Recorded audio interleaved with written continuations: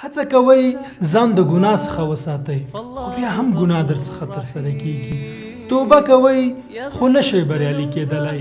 دې حالت ته علما کمزورتیا د ارادې وایي. اوس پوښتنه دا ده چې موږ څنګه کولی شو خپله اراده تقویه کړو؟ نو د هغو ملګرو و اشخاصو سره چې قوي اراده درلودونکي وي یو ځای شئ، لکه علما، نیکان، صالحان او تقوادار خلک.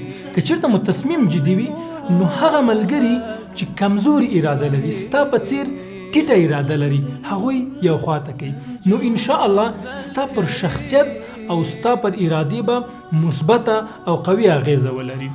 حضرت علی کرم الله وجهه څومره ښه وایي، وایي د انسان طبیعت د نورو وګړو څخه رنګ اخلي.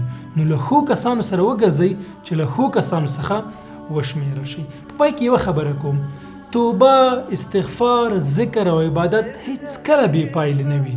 تل دا دعا وایي، استغفر الله ربي واتوب الیه. ابدأ بكلمة استغفر الله العظيم